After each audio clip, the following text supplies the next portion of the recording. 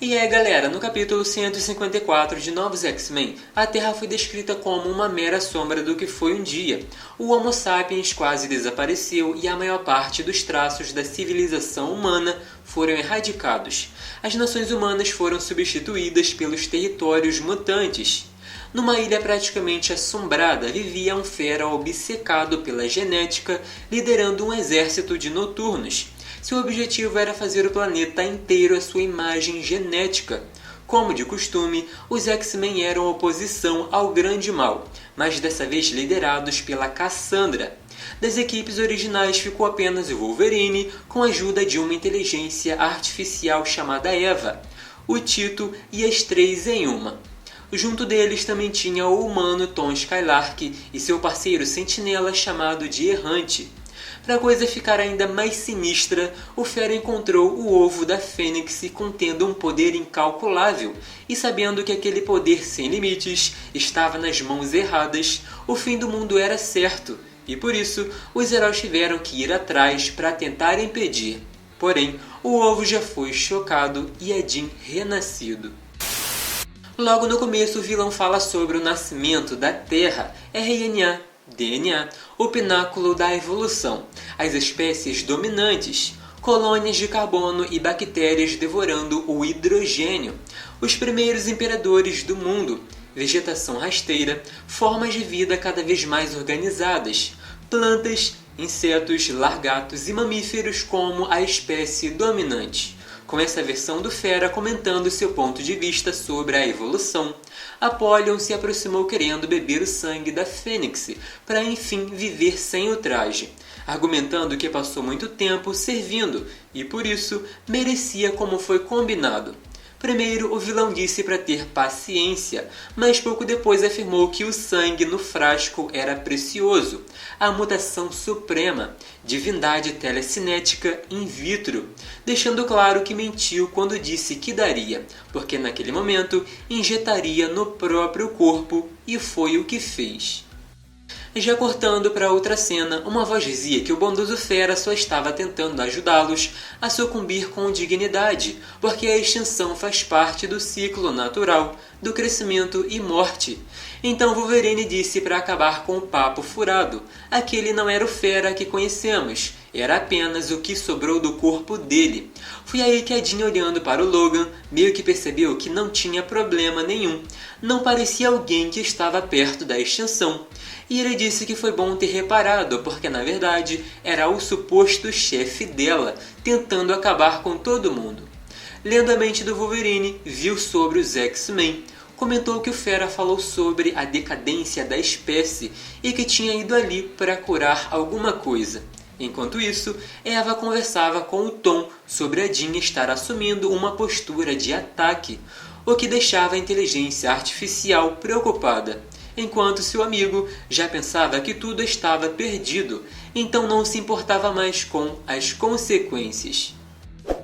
Ao mesmo tempo, por trás da Jean, podemos ver a Cassandra e a não-garota comentando que a consciência da Fênix acessa a hospedeira por meio do chakra no topo do crânio.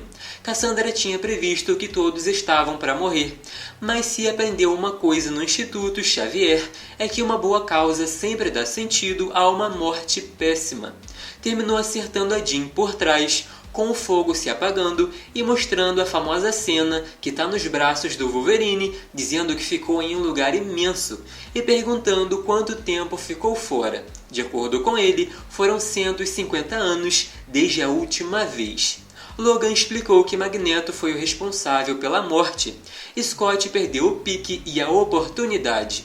O Fera fez o que pôde, mas tudo desabou como sempre e após sua morte foi substituído por bactérias inteligentes do vilão Sublime, resultando na quase extinção da humanidade. No fim das contas, guerras e ruínas. No jato, Cassandra dizia que adorava a mente da não-garota, porque é tudo muito colorido, como se fosse desenho animado. Mas quando olhou para trás foi atacada sem tempo de se defender. A telepata simplesmente explodiu com a não-garota caindo perto dos heróis. Já no Instituto Xavier, as 3 em 1 percebiam que tudo escurecia e até o cérebro tinha medo. Foi bem aí que várias pessoas invadiram, aparentemente querendo destruir o que tinha sobrado.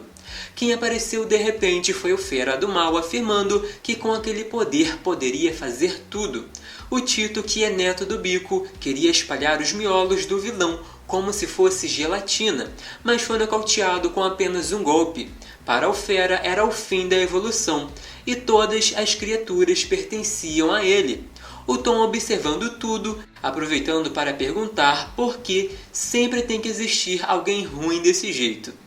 Como resposta à valentia do oponente, o vilão disse que faria o futuro sobre os ossos dele, quando de repente surgiu o Sentinela Errante atacando quase ao mesmo tempo da Eva. Porém, ambos foram derrotados facilmente.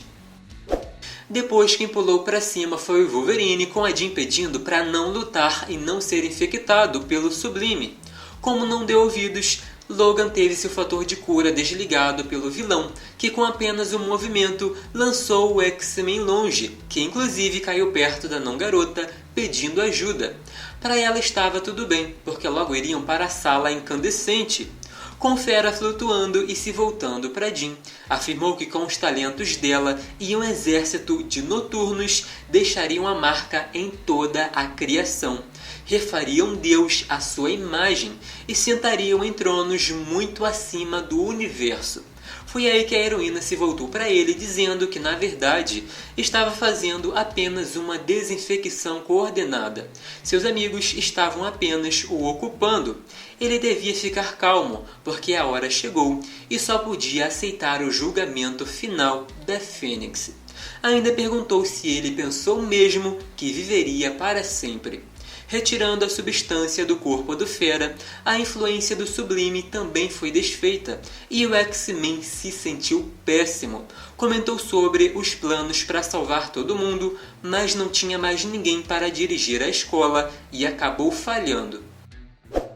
Pela vingança, Apollyon chegou do nada e com apenas um golpe arrancou a cabeça dele. Do outro lado, podemos ver o Tom junto da Eva muito danificada. O Wolverine comentando sobre a página final da sua vida e que com certeza seria bem louca desse jeito. Ouviu vários ecos e perguntou se podia passar a bola para Jean, meio que sobre ser a vez dela salvar o dia. Chegando no fim do capítulo, uma voz diferente falava com a heroína sobre a situação do universo e que era difícil até para uma fênix branca da coroa.